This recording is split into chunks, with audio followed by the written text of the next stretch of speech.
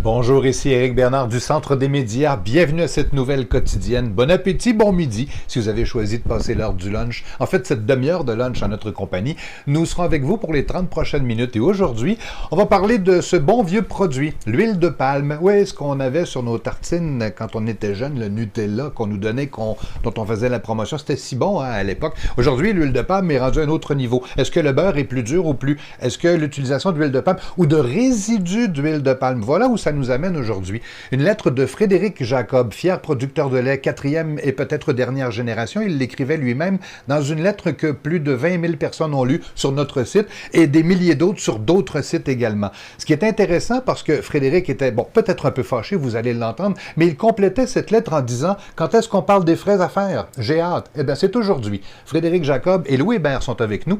Michel Saint-Pierre et Michel Saint-Pierre et Yannick Petelli ont préparé cet entretien. On a quelques questions pour eux. Yannick, de quoi est-il question exactement? Alors, bonjour Eric et bonjour à tous. Effectivement, aujourd'hui, dans la quotidienne, on reçoit, j'ai un peu de retour dans les oreilles, là. Hop, c'est parti.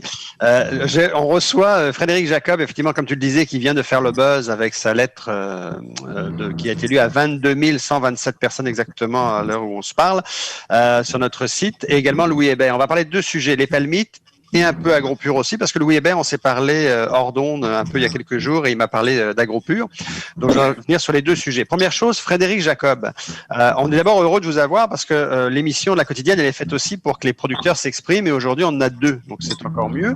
La première chose, la lettre qui a été lue par des milliers de personnes, des dizaines de milliers de personnes, elle vous amène en fait à vous dire quoi finalement? Les producteurs, quand ils s'expriment, ils ont de l'écho parfois.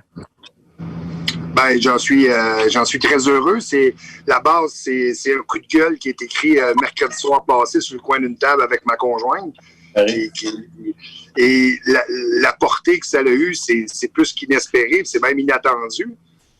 Puis j'en suis très heureux. J'ai à gérer l'après, mais comment je veux le dire, c'est si le message est lancé, puis le message peut faire un peu de chemin, ben j'en suis juste très heureux, là.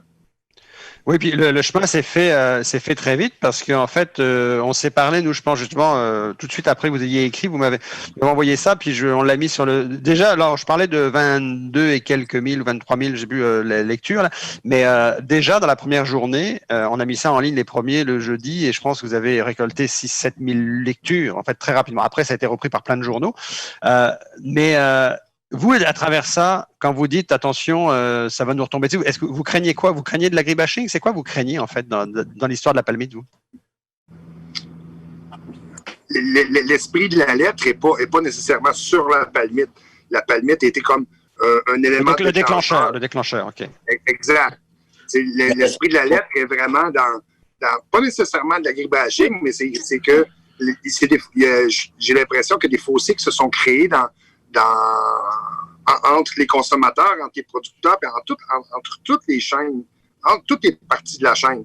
Et moi, ce que j'aimerais, en fait, c'est que, parce que je suis un consommateur, moi aussi, je suis un producteur, mais je suis un consommateur, moi aussi. Moi aussi, je suis confronté à faire des choix, moi aussi.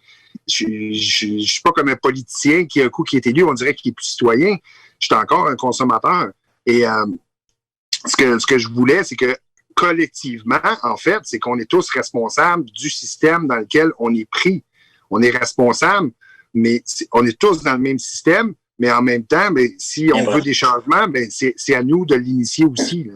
Mais ensemble. Il y a pas, pour pas avoir de coupables, d'accusateurs, puis on est tous ensemble dans le même système. C'est vraiment ça l'esprit de ma lettre, là. Alors, tous ensemble, c'est les consommateurs, les producteurs, les transformateurs aussi. Alors, parce que moi, j'ai cru voir dans toute la saga palmite là, que finalement, certains, d'abord les transformateurs de l'Association des transformateurs laitiers du Canada a demandé l'arrêt de l'utilisation de la palmite.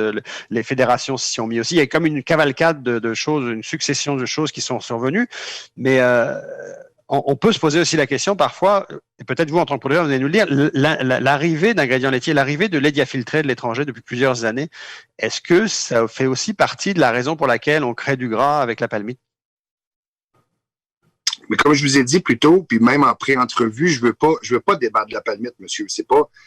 Il y a des gens qui sont beaucoup plus aptes que moi à le faire.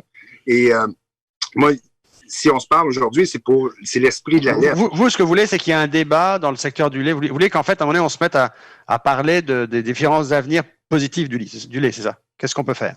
Ben, moi, je crois qu'il y a un débat de société à faire plus que sur l'avenir du lait. Il y a un débat de société à faire sur est-ce que la société veut de l'agriculture. Puis si elle en veut, que les gouvernements, que nos instances, que la population ait un message clair vis-à-vis ça. C'est mon but. Le but de ma lettre, en fait, c'est ça. C'est de ramener de remettre en évidence qu'on fait tous partie du même système, qu'on est tous confrontés à des choix, qu'on est tous victimes en même temps d'une industrialisation, de la segmentation, de tout le système, de la façon qui est monté. Il y a des choix qu'on fait qu'en fait, qu'on n'a pas le choix de faire. Puis la pandémie a au moins eu ce mérite-là de donner de la visibilité en fait à l'agriculture. Donc dans ce sens-là, quand vous dites qu'il faudrait que tous qu'on se parle et qu'on trouve des solutions, on est peut-être sur le chemin de ça grâce à la pandémie en fait. Ben peut-être.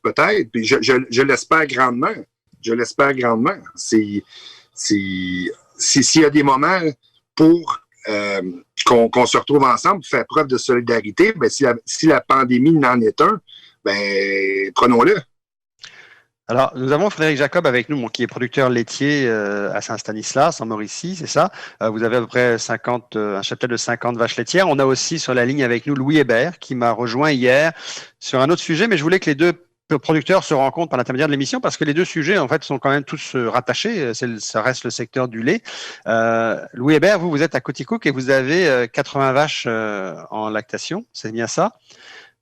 Et vous m'avez appelé hier pour me dire que vous aviez reçu notre dernier journal, en fait, donc la vie agricole qui mettait en une, en fait, la situation dans le lait avec la situation un peu surprenante qui s'est passée chez AgroPure et l'endettement. Puis Louis Hébert, vous me disiez que vous aviez déjà vu, vous êtes d'abord, vous êtes lié à AgroPure, vous êtes même délégué chez AgroPure, je pense, producteur délégué.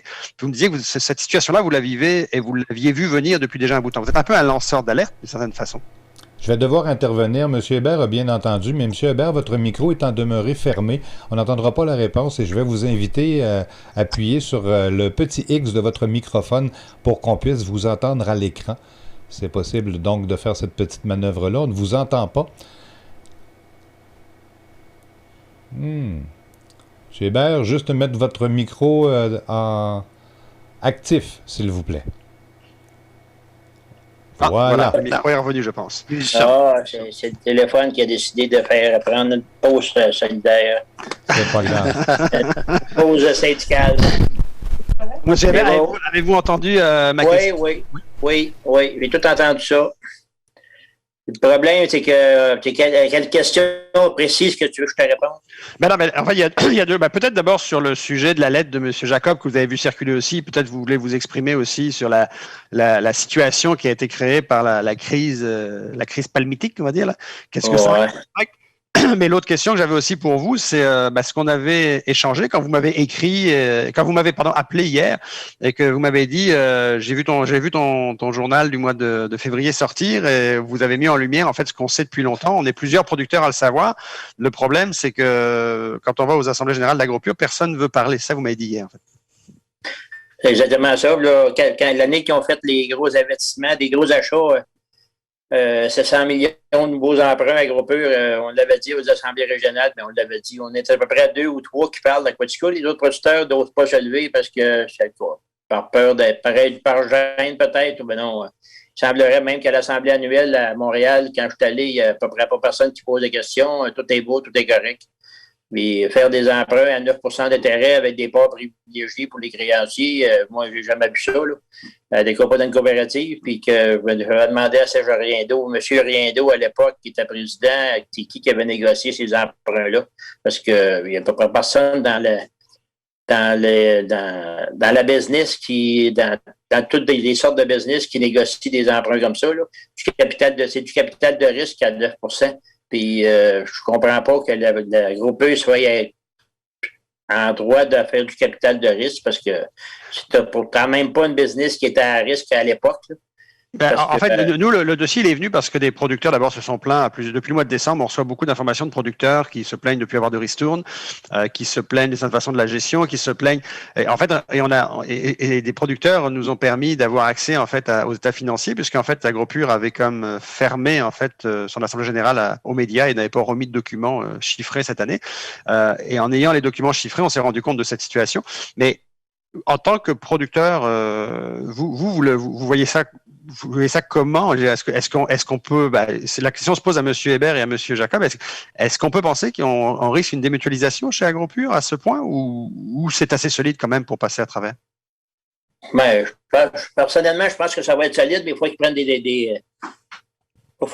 comme dans n'importe quel domaine d'économie, il faut que ça soit efficace. L'efficacité, on dirait que c'est plus un terme qui est à la mode. C'est tout le monde, les marges de profit sont tellement grandes.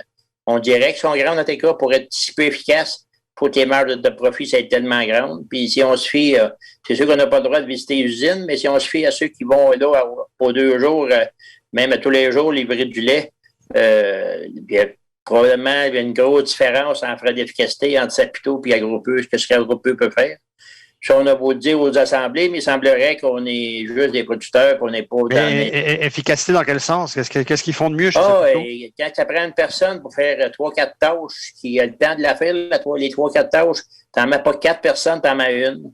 Puis pour qu'elle travaille, il ne faut pas qu'elle passe à moitié de son chiffre assis, à attendre que sa tâche se crée, ça est disponible, comme ceux qui ramassent qui vident les camions, qui prennent l'échantillonnage, qui partent le lavage. C'est pas obligé, c'est 4 personnes différentes qui font ça. Ça peut être une personne qui fait tout ça. Mais quand tu es super syndiqué, il y a une personne pour le papier de toilette dans la chambre de bain, puis il y a une personne pour plugger la hausse après le camion. Il y a une personne pour prendre l'échantillonnage du voyage. C'est trop, ça peut pas être efficace de cette façon-là. Mais le problème, c'est qu'ils ont fait des emprunts. Le problème, tant qu'à moi, bien pire que ça, c'est qu'ils ont fait bien trop d'emprunts dans la même année. Mon père m'a toujours dit, il faut t'apprendre à marcher avant de courir. Puis quand tu veux courir trop vite puis sans savoir comment marcher, tu t'en fais puis tu tombes. C'était peut-être un peu ça qui t'apprête à se produire.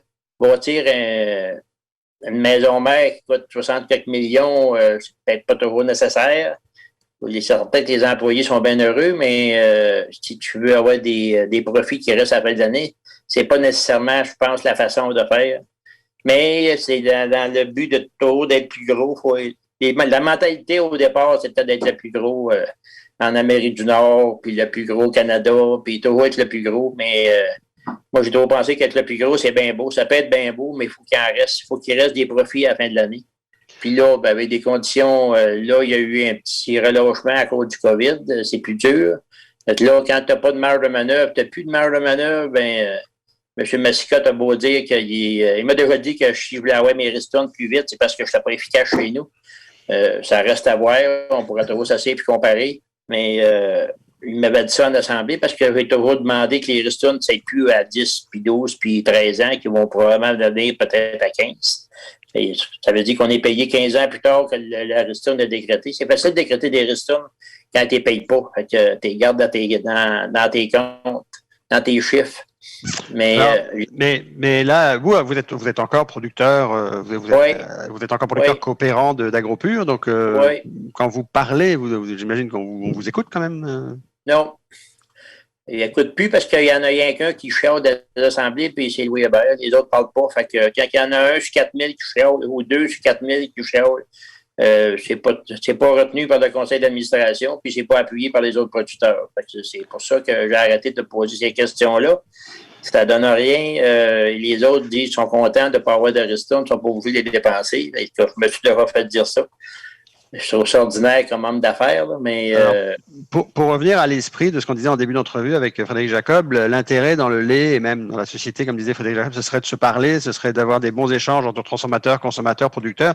Ce que je comprends, c'est que ce n'est pas tout à fait le cas dans le secteur du lait actuellement. Là. Non, puis de toute façon, avec la fédération, je trouve qu'on n'est vraiment pas trop super bien représenté. C'est certain qu'il y en a qui n'aimeront pas entendre dire ça, mais lui, j'ai déjà dit de toute façon. Je trouve ça pénible de faire un drame avec l'huile de palme parce qu'il y a une personne qui s'est réveillée un matin et qui a trouvé son beurre à dur dans l'armoire ou dans le frigidaire. Ça fait 50 ans que le beurre est dur si tu le mets dans le frigidaire, c'est pas nouveau. et tout virer le système à l'envers parce qu'il y a de l'huile de panne. Là. Il y a certains producteurs qui mettent de l'huile de panne dans l'alimentation à quantité infime. Quand on sait que la vache en produit de la même sorte d'huile dans son système, il y en a déjà dans le lait qu'on n'en mette pas dans l'alimentation, qu'on en mette, il y en a déjà dans le lait. Alors, on s'en va à une petite pause et excusez-moi de vous couper, on s'en va à une petite pause dans l'émission et on revient avec Michel Saint-Pierre et Frédéric Jacob qui est encore avec nous, qui vont peut-être nous dire c'est quoi les solutions positives pour permettre à tout ce beau monde-là de se parler enfin.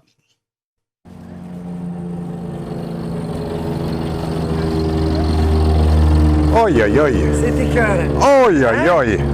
Puis le résultat, ça a quand même été impressionnant. Ça pousse assez vite. On le voit quasiment pousser à vue d'œil. Il m'avait promis 5 tonnes de matière sèche à l'hectare, puis on l'a fait à la première coupe.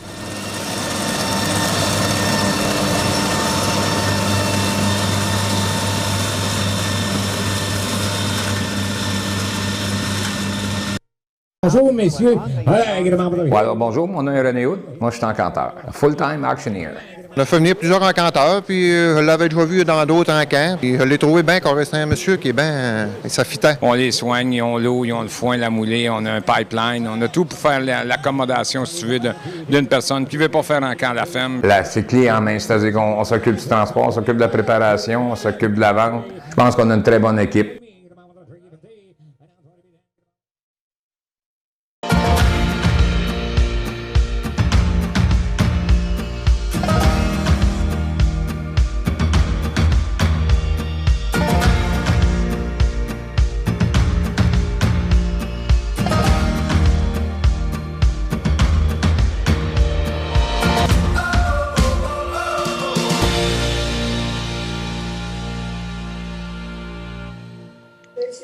Alors, nous sommes de retour avec Frédéric Jacob, Louis Hébert et Michel Saint-Pierre. Nous sommes sur la thématique du lait. On vient de parler, évidemment, un peu de la crise de la palmite. On vient de parler d'AgroPure.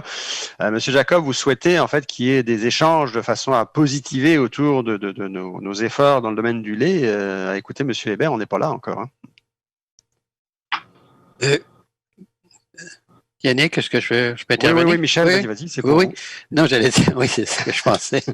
Non, je pensais parce que depuis qu'on fait des émissions, depuis le début de la pandémie, on s'est rendu compte que c'était quasiment un nouveau phénomène. Les gens de la ville regardent ce qui se passe en campagne alors que ça fait 2 générations qu'il n'y a personne qui n'est jamais allé. Et là, tout à coup, on monte en épingle. Et puis, ça, je pense, c'est un peu ce que vous dites, M. Jacob, on monte en épingle des situations pour lesquelles il y aurait peut-être moyen là, d'avoir une forme d'échange plus serein. Par exemple, la palmite, c'en est un, mais il y a toutes sortes de choses. Tout à coup, on vient de réaliser que voilà, l'agriculture utilise des pesticides parfois. Ah là, ça grimpe des rideaux. Je pense qu'on est dans une période pour laquelle l'agriculture a été vue un peu de façon idyllique. On montrait d'ailleurs des belles images de vaches dans le pâturage qui faisaient bien plaisir. Mais tout à coup, la semaine verte dévoile en fin de semaine ils vont pas beaucoup dans le pâturage. Ils vont pas beaucoup dans le pré. Les vaches sont plutôt, pour à peu près 80% d'entre elles, sont tenues en permanence d'un bâtisse. Alors ça, actuellement, il y a une sorte de nouvelle vision, un nouveau regard que posent les gens de la ville, qui peut expliquer possiblement ça. Je pense qu'il va falloir simplement se parler peut-être plus souvent, parce que normalement, si les choses continuent dans ce sens-là, on va devoir se parler, on va devoir expliquer et peut-être parler davantage d'agriculture. Moi, j'ai passé ma vie en agriculture et j'ai passé ma vie aussi à rencontrer des gens de la ville parce que j'en étais un à l'origine. Et puis ces gens de la ville, là, vraiment, ils connaissaient rien de ce qui se passe à l'agriculture. C'était tout, à chaque fois que tu dévoiles une histoire. Alors, c'est un peu l'histoire que vous racontez, là, M. Jacob, hein, cette difficulté maintenant de se parler et la nécessité d'avoir un regard serein, là. C'est tout à fait légitime que le consommateur pose des questions sur ce qu'on fait. Non seulement c'est légitime, mais c'est essentiel. Sauf qu'un peu comme vous dites, présentement, ils découvrent des choses qui sont colportées d'une manière un peu maladroite, si je peux dire. Et il y a un clash avec la ferme 2021. Alors là, le consommateur qui avait perdu un peu le fil des événements depuis 2 générations, comme vous venez de dire, se rend compte que en 20 ans, ça a changé beaucoup. Et là, il est surpris, en fait. Je pense que c'est un effet de surprise qu'il vit présentement. Puis les médias, certains médias, certains, je veux pas tomber dans l'accusation de personne, c'est un constat de ce qui se passe présentement. Et là, il vit un clash, le consommateur. Oui, tout à fait. C'est à nous tous de se reparler, de lui montrer, de le ramener à dire, ben, en 2021, c'est une ferme, c'est comme ça. Alors, c'est une question de communication, je crois. Mais excusez-moi, mais la communication, puis là, je parle autant à Michel Saint-Pierre qu'à nos 2 producteurs invités. La communication, c'est quand même les fédérations qui font les communications. Puis les communications qui ont été faites, que ce soit au niveau provincial ou fédéral, depuis les dernières années, c'est la petite vache bleue, c'est un produit naturel et sain. On peut effectivement se dire, on est le consommateur quand il tombe là-dessus, puis il dit, c'est complètement naturel, mais on vient d'apprendre que on utilise des choses qu'on ne veut pas, qu'on voudrait pas voir. Donc ça peut aussi. C'est pour ça que le consommateur il pose des questions. C'est ça, c'est un peu ça. Le consommateur pose des questions. Mais j'aurais aimé ça intervenir sur ce que mentionnait M. Hébert, là, la question, parce qu'il y a un terme qui est revenu beaucoup depuis une semaine ou 2, c'est gouvernance. Et chez AgroPure, il y a beaucoup de gens qui viennent de réaliser que finalement, c'est une multinationale. Elle est possédée, oui, par des producteurs, mais c'est une multinationale qui n'a pas changé son mode de gouvernance depuis pratiquement ses origines, il y a 80 ans. Elle n'a pas invité, comme toutes les grandes corporations le font maintenant, des membres de l'extérieur à venir aider, à venir compléter avec une plus grande, diversité d'expériences, le conseil d'administration autour de la table. Et là, je parle pas de laisser la majorité à d'autres, là.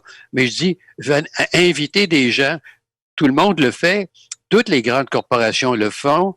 Je suis moi-même sur des conseils d'administration pour lesquels on cherche à avoir la plus grande diversité possible pour que les gens puissent dire, je regarde telle chose sous tel angle, j'ai telle expérience en droit, j'ai telle expérience en financement. Et là, on pose la question clairement de AgroPure. Si quelqu'un autour de la table avait dit, écoutez, je trouve que ça n'a pas de bon sens, on est en train d'entrer dans un système de dette avec des taux extrêmement élevés, et tout à coup, pouf, ça ressort, et c'est comme, pouf, c'est un autre clash ce matin-là quand ça arrive.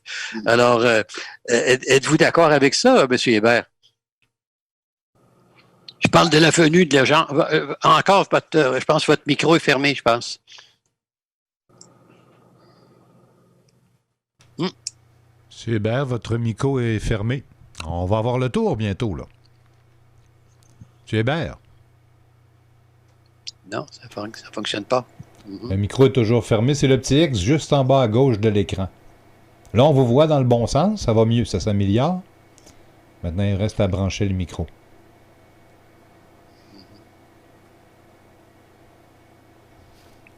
En tout cas, sur ce point-là, je ne sais pas si M. Jacob, vous aussi, vous êtes quand même vous êtes dans l'industrie. Est-ce que vous avez aussi un avis à émettre là-dessus, sur ce mode de gouvernance un peu traditionnel-là, où tout le monde est pareil, dans le fond?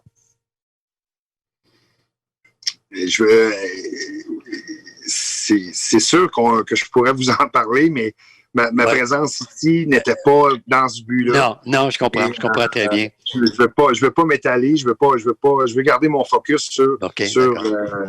Et ça fonctionne, là? Oui, allez-y, M. Hébert, on vous entend. Ça fonctionne, là? Ouais, oui. Ben, c'est sûr que n'importe quel conseil d'administration de grosses compagnies ont toujours des personnes ressources qui invitent à siéger au conseil d'administration. AgroPure, ben, ils ont quand même des directeurs, un directeur général puis des cadres de haut niveau qui sont là.